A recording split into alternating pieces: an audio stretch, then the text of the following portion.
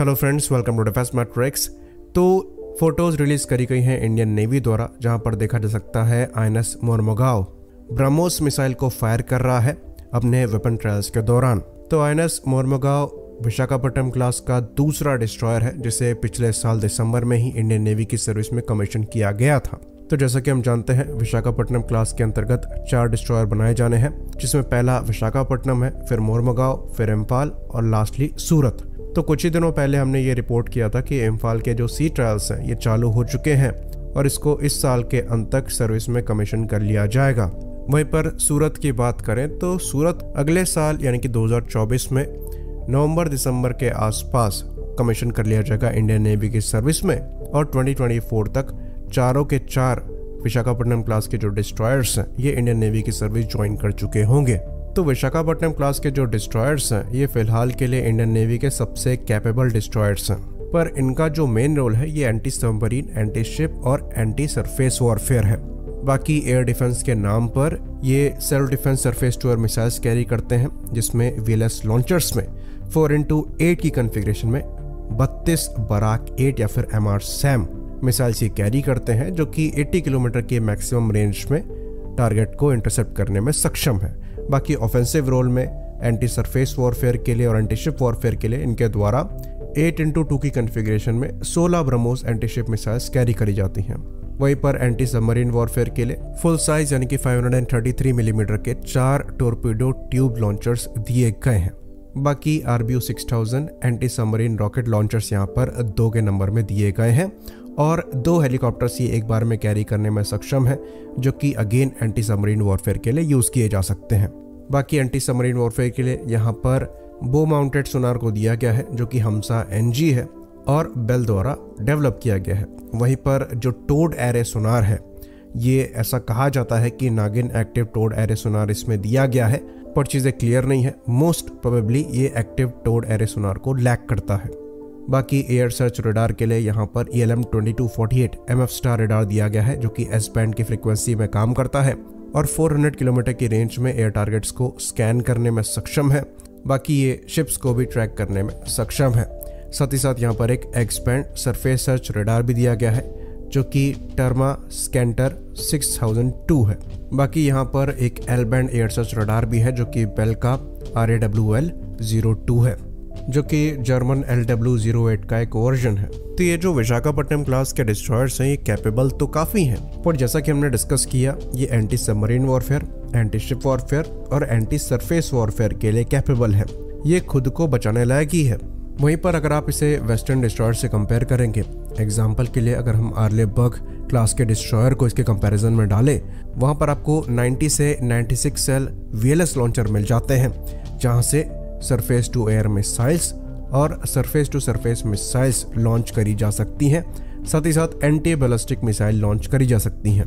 इसके कंपैरिजन में हमारे जो डिस्ट्रॉयर हैं इनमें खाली 48 सेल VLS दिए गए हैं, जिसमें 32 यानी कि 32 सरफेस टू एयर मिसाइल्स के लिए है और 16 जो है ये एंटी शिप मिसाइल ब्रह्मोस के लिए है। ऑल्दो हमारी जो मिसाइल है ये इनके द्वारा लॉन्च करी जाने वाली टोमाहॉक मिसाइल से वजन में दुगनी है और ज़्यादा कैपेबल मिसाइल है। रेंज डेफिनेटली यहाँ पर कम है, पर उसको भी एक्सटेंड करने पर काम किया जा रहा है। तो हमारे जो डिस्ट्रॉयर्स हैं ये BMD सिस्टम की यानी कि बैलिस्टिक मिसाइल डिफेंस सिस्टम्स की कैपेबिलिटी को लैक करते हैं, क्योंकि हमारे द्वारा ship launched ballistic missile defence system को डेवलप ही नहीं किया गया था। अब यहाँ पर काम किया जा रहा है, जिसके अंतर्गत AD-1 मिसाइल को फायर करके टेस्ट किया गया है। फ्यूचर में AD-2 मिसाइल को भी फायर करके टेस्ट किया जाएगा, जिसके कॉम्बिनेशन से ship based ballistic missile defence system form होगा। तो ये चीज़ हमारी जाएगी नेक्स्ट डिस्ट्रॉयर्स में, जो कि प्रोजेक्ट 18 क्लास के डिस्ट्रॉयर्स होंगे, जिन्हें NGD या फिर नेक्स्ट जनरेशन डिस्ट्रॉयर कहा जाता है, और ये एक्चुअली क्रूजर्स की कैटेगरी में आएंगे। करीबन 14,000 टन डिस्प्लेसमेंट इनका कहा जा रहा है होगा, जो कि इनको दुनिया के सबसे बड़े डिस्ट्रॉयर्स में से एक बना देंगे। इवन अमेरिकन्स भी इतने बड़े डिस्ट्रॉयर्स यूज नहीं करते और इनको क्रूजर की कैटेगरी में डाला जाएगा। तो ऐसा माना जाता है कि जो प्रोजेक्ट 18 क्लास के डिस्ट्रॉयर्स होंगे ये रिप्लेस करेंगे राजपूत क्लास के डिस्ट्रॉयर्स को, जो कि अभी से रिटायर होना चालू हो चुके हैं। और जो कुछ CGI बीच में निकलकर सामने आया है उसमें देखा गया है कि इसमें 144 VLS लॉन्चर्स होंगे, जहां से ब्रह्मोस मिसाइल फायर करी जाएंगी, उस समय ब्रह्मोस 2 आ चुकी होगी सर्विस में, जो कि हाइपरसोनिक मिसाइल है। उसके बाद ब्रह्मोस मिसाइल के एक्सटेंडेड रेंज वाले वर्जन्स फायर किए जाएंगे।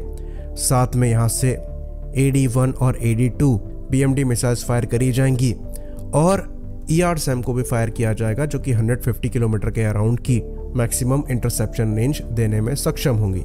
तो कहा यह जाता है कि ऐसे 10 डिस्ट्रॉयर्स बनाए जा सकते हैं, पर अभी इनको लेकर कोई टाइमलाइन नहीं दी गई है, ना ही फंड्स अभी तक क्लियर किए गए हैं प्रोजेक्ट 18 को लेकर। लेकिन प्रोजेक्ट 15 ब्रावो के खत्म हो जाने के बाद सारा फोकस प्रोजेक्ट 18 पर ही जाएगा, जिस पर काम अभी से चल रहा है। तो ये शिप डिजाइन किए जा रहे हैं इंडियन नेवी के वॉरशिप डिजाइन ब्यूरो द्वारा, और इसका जो डिजाइन है ये कुछ ही दिनों पहले रिवील किया गया था। तो इस पर काम तो काफी दिनों से चल रहा है और पहले कुछ ऐसी रिपोर्ट्स आई हैं कि 2028 तक ये डिस्ट्रॉयर बनाया जा सकता है, लेकिन उसके लिए काम इस पर अभी से चालू हो जाना चाहिए था। तो अभी तक ऐसा हुआ नहीं है, यहाँ तक कि जो फंडिंग्स है वो भी रिलीज नहीं करी गई है। तो हमें ऐसा लगता है कि 2024 के बाद से ही इस पर जो फिजिकल काम है वो स्टार्ट होगा। तो ये डिस्ट्रॉयर्स काफ़ी एक्सपेंसिव भी होंगे। ऐसा माना जाता है कि एक डिस्ट्रॉयर को बनाने में $1 बिलियन से ज़्यादा का पैसा लगेगा, जो कि 10,000 करोड़ से भी ज़्यादा है। तो अच्छा खासा पैसा यहाँ पर इन्वॉल्व है।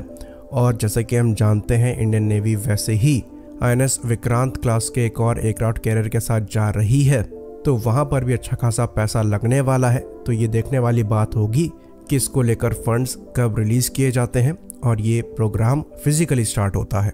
ऑल्दो इस साल जो ship launched ballistic missile defence system की टेस्टिंग स्टार्ट हुई है, ये प्रोजेक्ट 18 क्लास के डिस्ट्रॉयर्स को डेवलप करने में लिया गया एक इम्पॉर्टेंट स्टेप है, क्योंकि मेनली प्रोजेक्ट 18 डिस्ट्रॉयर एक बैलिस्टिक मिसाइल डिफेंस सिस्टम की तरह एक्ट करेगा। तो फ्यूचर में जैसे जैसे हमारी इकॉनमी बड़ी होती चली जाएगी, वैसे वैसे हमें ज़्यादा इन्वेस्ट करना पड़ेगा अपने इंटरेस्ट को प्रोटेक्ट करने के लिए, जिसके अंतर्गत हमें नेवी में स्पेशली ज़्यादा पैसा डालना पड़ेगा। तो हर बड़ी इकोनॉमी अपनी नेवी को स्ट्रांग रखती है अपने इंटरेस्ट को प्रोटेक्ट करने के लिए, क्योंकि मैक्सिमम ट्रेड जो है ये सी रूट के थ्रू होता है। साथ ही साथ जो चाइनीज़ नेवी है ये भी काफ़ी बड़ी हो रही है और PLA नेवी जो है ये हमारी मेन राइवल भी है। तो इस लिहाज से भी इंडियन नेवी का बड़ा होना बहुत ज़्यादा ज़रूरी है। आई होप इन्फॉर्मेशन यहाँ पर क्लियर रही हो। इसी बात पर इस वीडियो को भी हम ख़त्म करेंगे। लाइक करिए, सब्सक्राइब करिए। जय हिंद।